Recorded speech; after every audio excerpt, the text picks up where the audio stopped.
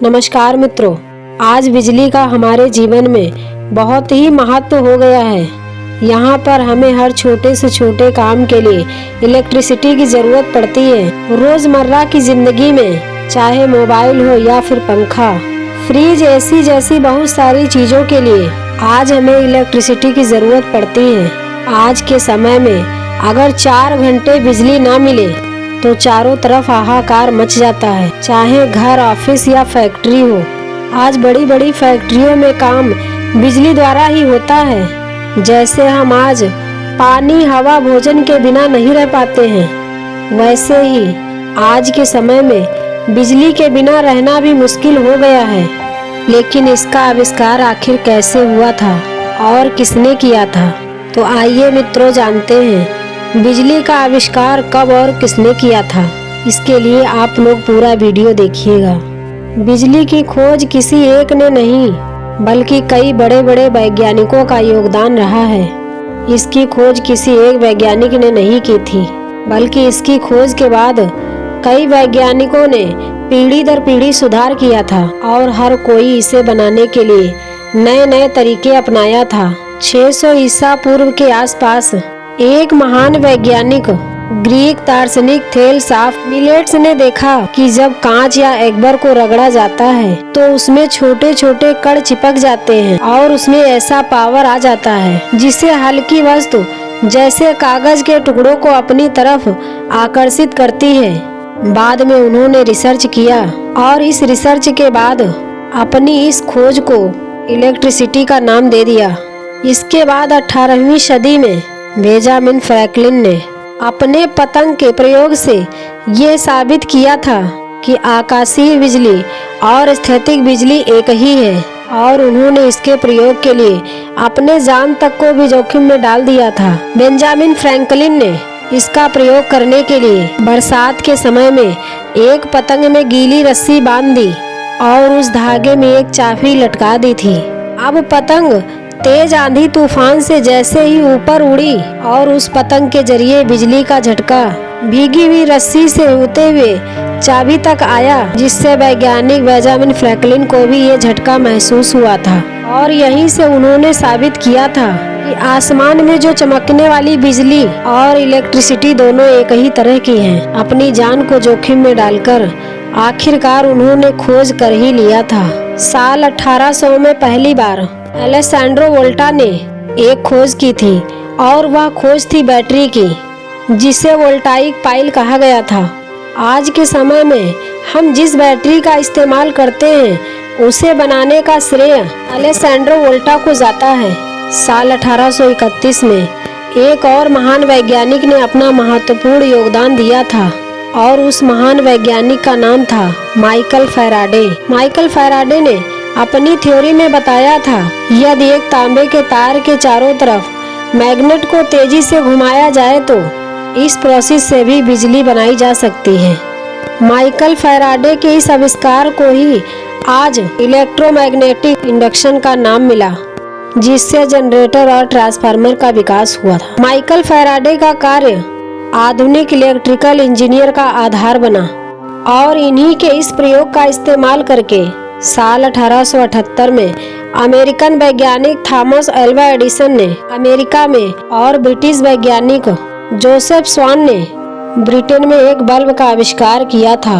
और इस तरह इन दो महान वैज्ञानिकों ने पहला बल्ब बनाकर पूरी दुनिया को रोशन किया था। लेकिन बल्ब के आविष्कार के लिए हम सिर्फ थॉमस एल्वा एडिसन को ही याद करते हैं, जबकि जोसेफ स्वान ने भी बल्ब का आविष्कार किया था। साल 1878 तक से पहले तक सिर्फ डायरेक्ट करंट यानी कि बैटरी वाले करंट का ही उपयोग किया जाता था।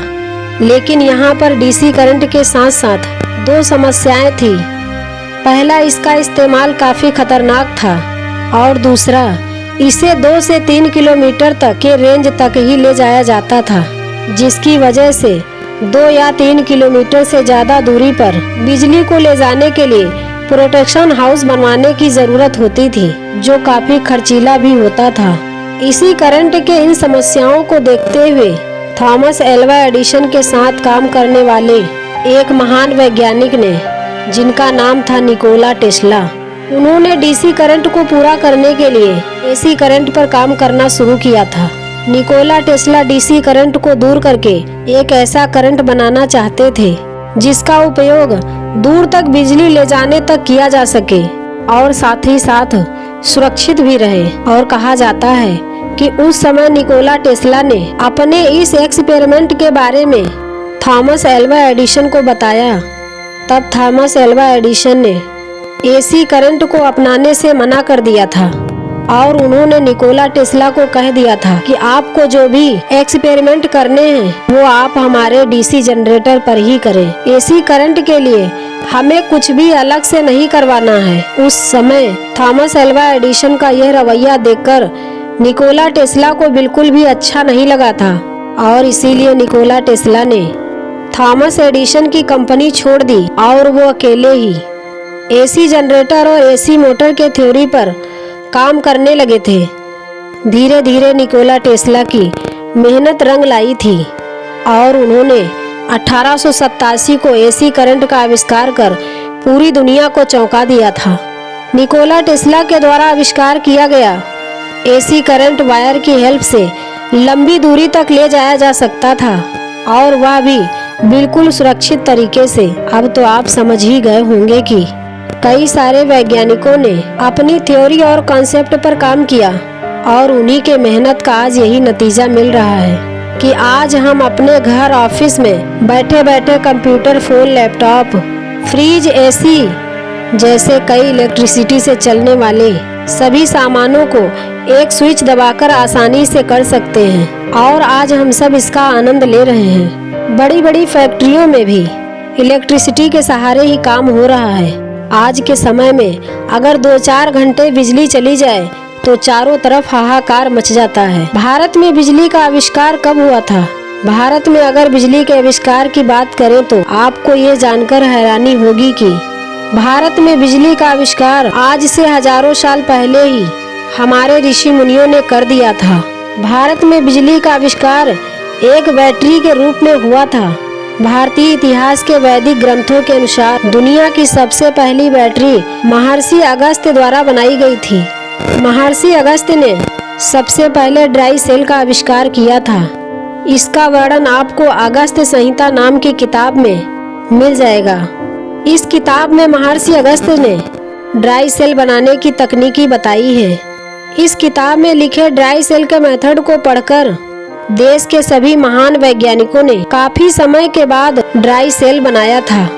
यानी कि देखा जाए तो ये कहना गलत नहीं होगा कि ड्राई सेल बनाने का तरीका हजारों साल पुराना है। साल 1879 का वह समय था जब भारत के कलकत्ता शहर में इलेक्ट्रिसिटी बनाने वाली फैक्ट्री लगी थी और जिसके बाद 1905 में देश की राजधानी दिल्ली में डीजल से प्रोडक्शन शुरू किया गया था।